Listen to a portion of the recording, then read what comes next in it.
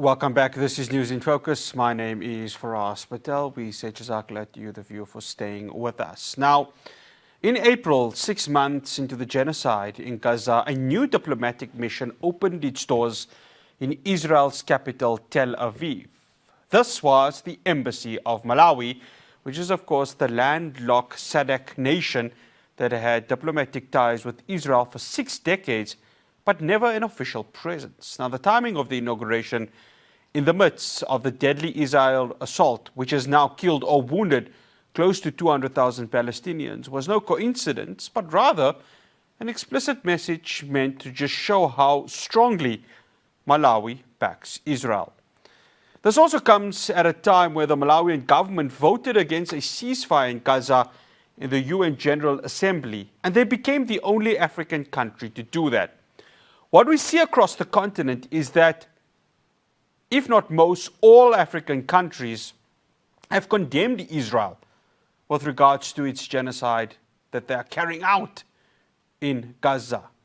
And the death toll, of course, moving closer to that 42,000 mark. We have seen groups within Malawi starting to voice their concern and their displeasure at President Lazarus Chakwera and his cabinet. One of them is the Muslim Association of Malawi. And joining me via Zoom from Blantyre in that country is its publicity secretary, Sheikh Dinala Chabulika. Sheikh, assalamu alaikum rahmatullahi wa barakatuh, and jazakallah so much for joining us here on News in Focus. Wa alaikum assalam wa rahmatullahi wa barakatuh. No, thank you very much. I really appreciate. Thank you very much. No, it's an absolute pleasure. Sheikh, I want to start off with the relations Malawi has with Israel. I mean, it's 6 decades, and if we look 6 decades back, our own country, South Africa, was in the midst, or the deadly midst, of apartheid. What is it about Malawi, post its independence, that has these strong relations with Tel Aviv? Yes, you are right. It has been a long time since this relationship has been there between Malawi and Israel. I remember when I was young, when you look at my age, I'm around 50. So, so I remember when the first president of this country, Kamuzu Banda, during that time, already the relationship were there and they are really cordial. I know they had some projects like Israel doing those projects in Malawi, assisting this country. You know, when it comes to economy, definitely we are one of the poorest countries in the world. So they have been also assisting this country. So it has been quite a long time. The relationship has been there for a long time. Yes, you are right. I want to turn your minds, I think, to last year, if I stand to be corrected, where Israel had said that they were going to invest in Malawi. It's rare that you see that happening from Israel investing in an African country. How much of a surprise, or actually a lack of it, did it come to you and your organization when Benjamin Netanyahu and his country said, well, we're going to come to this African country and invest, which obviously would mean at the same time Malawi would have to back Israel in whatever it is doing, whether it is its current genocide in Gaza, or at the same time the assault that they're doing right now in Lebanon, Yemen, and in Syria? To say the fact, of course, I don't have much information on this issue, but I just remember recently the relationship went as far as Israel as a government getting human resource from Malawi, like the youth going to work into the farms. That's recently during this current government. I've seen them, getting boys from here, human resource, and then working them as laborers in the farms. So so far, that's what I can say. But there are some other maybe projects also taking place, which I don't have that information. But I just remember this issue of the youth going to Israel to work in different farms. The relationship is even stronger now since President Chakwera came into power. Is it a sign of weak leadership, or in his words, is he strengthening Malawi's capacity in terms of international trade? How does the Muslim Association of Malawi view this? As I already told you that I don't want to go in too much on that one because there are some other things that happens between two different governments, and they may not be they may not like to for the public to consume, or it's not for the public consumption. So, but I know the relationship is very strong, especially with the incumbent. I know it's really very strong because we hear much that the Israelis were here, they were doing something, like different, things happening in our country. But you see, we are on the side of the regions section, so we don't want to go in too much on the politics of the two countries. But I know, and you are right, that the relationship is very, very strong, and it has gone very strong up to this extent where we see, Malawi as a country voting against the ceasefire. You can just imagine something that hasn't, I can say it's the first time to hear our country, conducting itself in that manner. And I want to touch on that, Sheikh Dinala. The fact that Malawi voted against the ceasefire. You and I see the images of the children, their heads decapitated, the blood coming out, the children in the rubble. These are ranging from newborns to teenagers, mothers, daughters suffering, fathers, sons suffering. We see that on a daily basis. And as Muslims, of course, we make dua that the liberation and the fact that, first of all, obviously we need a ceasefire, but at the second time, the liberation of our people and our brothers and sisters in Palestine occurs. But for an African country that went through colonialism like Malawi, and I want to bring in, of course, the Islamic aspect to this, because your organization is one that is saying, hey, government, why is it that you cannot come to terms when you see oppression happening? You're not able to call it out, especially in such an important place like the UN General Assembly, which is voting on such an important matter like this. You are in fact, you are very, very right to say it's very sad. The situation in Gaza, it's very sad, and we do watch what is happening. The whole world is watching what is happening in Gaza, the killing of innocent women and children, those people who don't know anything about the war. It's really very sad. And I can assure you that this is not only it's not only for the Muslim community. Even the Christian community, they also talk about the same thing, to say, no, it's very sad. How can they, as a government, keep on killing, innocent people like that? So it's something that is to do with human rights. It's not only Islamic on our part, but it's human rights. And you see, how can they remove lives of the people in that way? So it's something that is not only for the Muslims, but it's for everyone. And one thing that we have observed is that there is a mindset, maybe I can say it's a misconception, which is there. Some of African countries, including Malawians, some Malawians, they think the war in Gaza, it's between Christians and Muslims. And it's very sad. It's a misconception, and it's very sad. Maybe the media itself is the one which is, giving that type of picture to say that the conflict is between Christians and Muslims. Maybe, or maybe the Syrians, we don't know, maybe people from Israel are the ones who are portraying that type of picture, but it's wrong. It's not like that. It's not between Christian and Islam.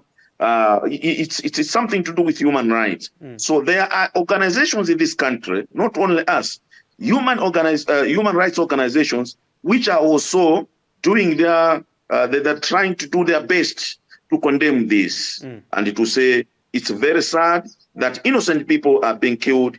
The genocide is not something that you can support it. Are we going to be talking about that after the break? Of course, the work your organization is doing, another organization called the Islamic Commission for Justice and Freedom, and the education that they're trying to bring towards some of the citizens of Malawi. After the break, I continue my conversation with the Sheikh Dinala Chabulika, who is the Muslim Association of Malawi.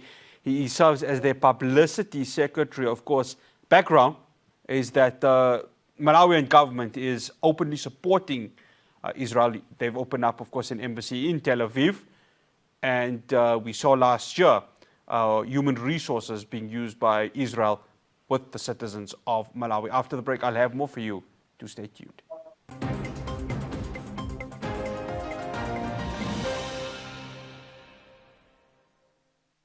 Welcome back. I'm in conversation with Sheikh Dinala Chabulika, who is based in Blantyre, Malawi, and he serves as the Muslim Association of that country. Sheikh Dinala, you brought up a valid point about education, that there are many citizens, not just in Malawi, but I think across the world, that are convinced that the genocide in Gaza, as you mentioned, is a religious supposed war. But it's clearly not the case. It's a war of colonialism. It's a war of Israel wanting to take full control of those lands. How important is it for your organization to make sure that education is delivered in the right way so that people understand what is actually really going on in Gaza and the occupied territories of Palestine? Thank you very much. As an organization, we have observed that observation to say people think that the war is between Christian and Islam. And this is why you see that perception, that wrong perception is the one that sometimes some of the churches may even think of praying for Israel. And they think that the type of the Israel, which is the Zionist government, which is today, is the one which was promised, is a promised land or something like that. It's a misconception. But then as an organization, what we are doing is to civic educate the people. We know most of the masses, they don't know the truth about this. And there's a propaganda inside it. So as an organization, we have embarked on civic educating the people through the newspapers, through the radios, to say, look, there are Christians in Palestine and they are being killed. So they should know that it's the issue to do with human rights. It's their right to be in Gaza. It's their right to be in Palestine. That's their own country. So these are the kind of things that we have embarked ourselves on, and we hope will continue, and some people will understand what is going on in Gaza. And I think importantly is to also have Quranic ayats to support that, because that in itself, how important is that, Sheikh Dinala? Because Quranic ayats is the truth and the only truth. Exactly. And in fact, that will be one way of informing the whole world that whatever is happening there in terms of the historical background of the whole area, it's in the Quran, it's in the scriptures, the Bible and the Quran. So the story is there. So you are right that we should also use some Quranic verses from the Quran. And this is what we are going also to do. Apart from the history of the land, later we will be also using the scriptures from the Bible and the Quran. Yes. Sheikh Dinala, I beg your pardon, Shaibur Rahman Ajasi has also joined your organization with his Islamic Commission for Justice and Freedom in trying to raise the awareness. In terms of the education amongst the citizens of Malawi, how is that message being delivered? Because obviously the government of Lazarus Chakwera is going to say, well, we need to stick with Israel because it's good for us from an economic perspective. So how have you set this out along with an individual like Ajasi to say there has to be not just education, but protest or marches to go ahead and say that enough is enough, and that us as the citizens who believe in the cause of Palestine will not be associated with what the government is trying to do with its relationship with Tel Aviv? Yes, last year, if I'm correct, there was a march, demonstrations. In fact, from all corners of Malawi, in terms of Christians and Muslims, they all came together, and they were certain organization, human rights organization called the CJF. Organized this together with the other organizations, and they all came out. It was a peaceful demonstration, the peaceful march, appealing to the government first, not to open a headquarters or a capital city, or maybe to open an embassy in Jerusalem, because Malawi first, when the incumbent leadership came in, they wanted to open an embassy in Jerusalem. But then later on, we came in, the parliament also came in, leader of opposition came in, and they said, no, it's wrong. Everyone is opening an embassy.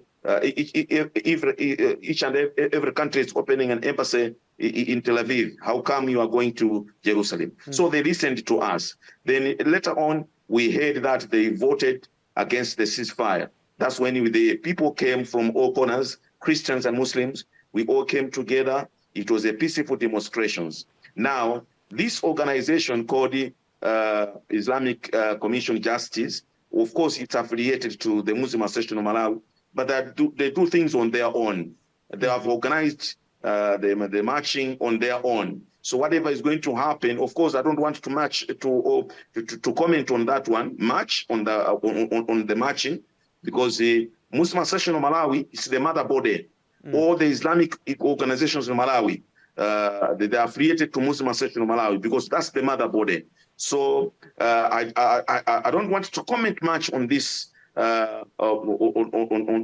on this march, but I am aware that there is an Islamic human rights organization which is organizing that in one of the dominated Muslim areas in Malawi.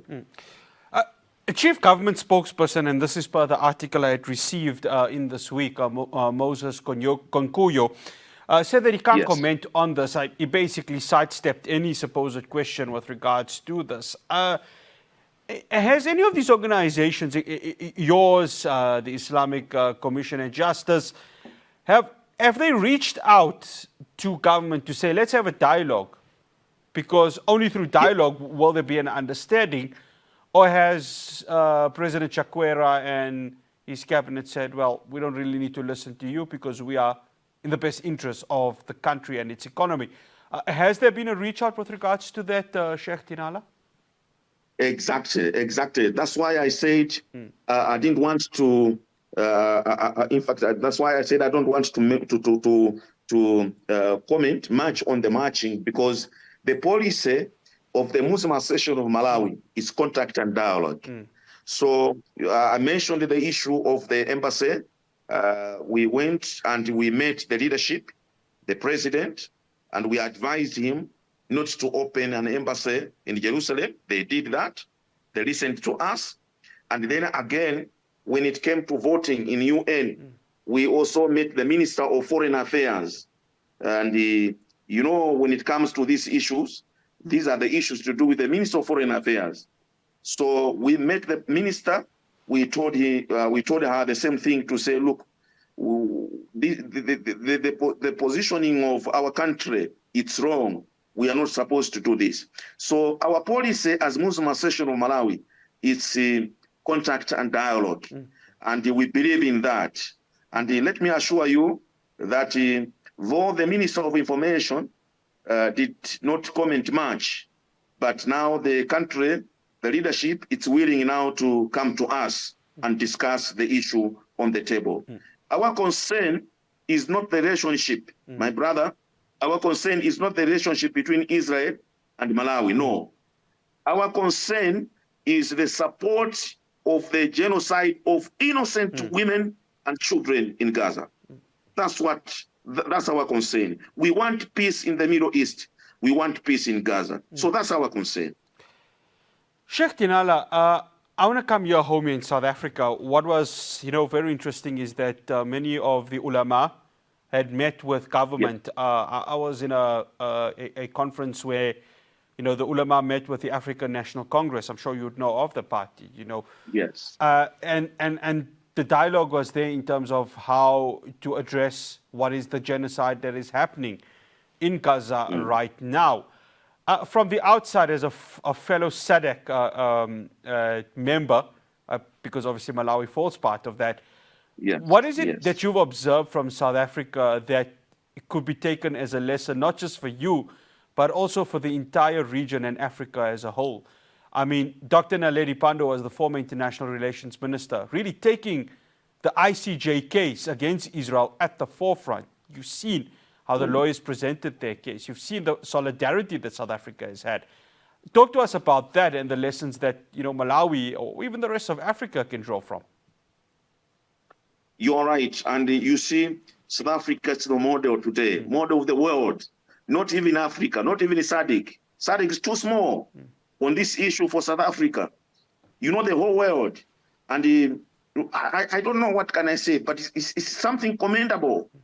South Africa has shown that it's really a good country to stay in. Why? Because when it comes to issues of human rights, they don't look at each other as Muslims or Christians. They will come together and fight apartheid.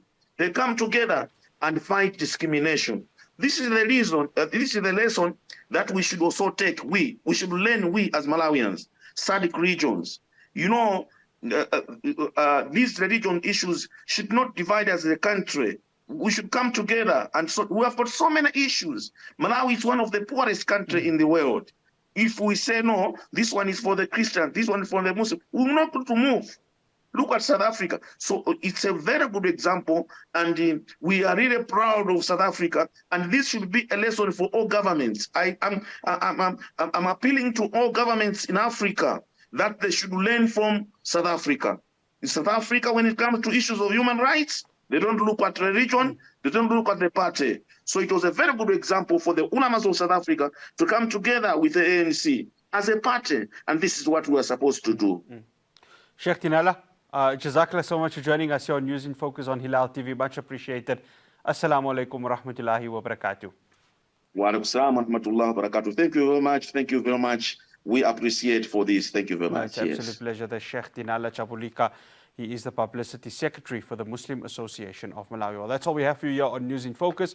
From myself, Ross Patel, and the rest of the team in Johannesburg. Assalamu alaikum wa rahmatullahi wa barakatuh.